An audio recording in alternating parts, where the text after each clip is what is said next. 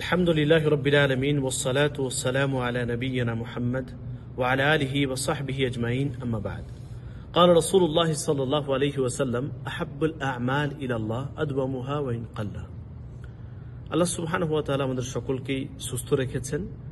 আল্লাহ তাআলার কাছে দোয়া করি, হে আল্লাহ তুমি আমাদের সকলকে সুস্থ রাখুন এবং সকলকে নেক হায়াত দান করুন, আমিন। আমরা যে সমস্ত ইবাদতগুলি করি, মানে যেগুলো ফরজ ইবাদত, সেগুলো তো বাধ্যতামূলক, সেগুলো করতেই হবে, যেরকম 5 ওয়াক্তের নামাজ, বা আপনার যদি সামর্থ্য থাকে তাহলে আপনি নিসাব পরিমাণ আপনার সম্পদ পৌঁছে গেলে আপনি যাকাত দিবেন, বা হজ করবেন, হজ যদি ফরজ হয়। তো এগুলো হচ্ছে ফরজ ইবাদত, এগুলো তো করতেই হবে, বাধ্যতামূলক। কিন্তু যে সমস্ত সুন্নত ইবাদত রয়েছে এবং নফল ইবাদত রয়েছে, সেগুলোর মধ্যে কিছু কিছু ইবাদত আপনি আপনার জীবনে অভ্যাস করে নিন যে ডেলি করবেন, সেটা যে কোনো ইবাদত হোক না কেন।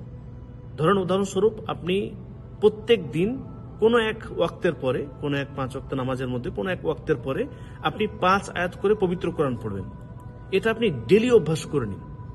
এরকম ধরনের কিছু কিছু ইবাদত আপনি প্রত্যেক দিন ডেলি কন্টিনিউ করবেন, এটা আপনি একদম রুটিন বানিয়ে নিন। যেরকম ধরেন কোনো সময় আপনি 2 রাকাত সুন্নত পড়বেন, বা কোনো একটা ইবাদত করবেন, যে কোনো ইবাদত, সেটা যদিও ছোট হোক, সেটা যদিও হয়তো 5 মিনিট সময় লাগে, যদিও সেটা হয়তো খুবই ছোট লাগছে আপনাকে, এটা ভাবার দরকার নেই। কারণ আল্লাহ রাসূল সাল্লাল্লাহু আলাইহি ওয়াসাল্লাম তিনি বলছেন, আহাব্বুল আ'মাল ইলাল্লাহ আদওয়ামুহা ওয়া ইন কাল্লা।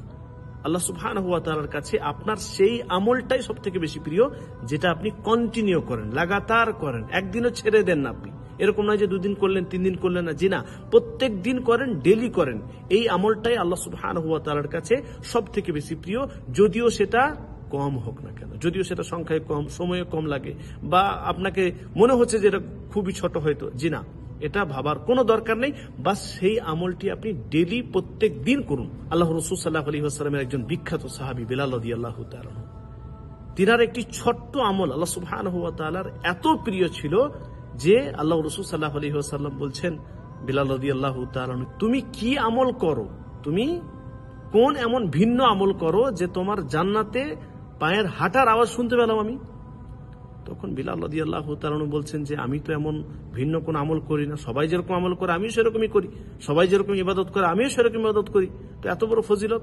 তখন তিনি বললেন যে আমি একটা কাজ করি, সেটা হচ্ছে যখনই আমি উযু করি তখনই আমি 2 রাকাত সালাত পড়ি।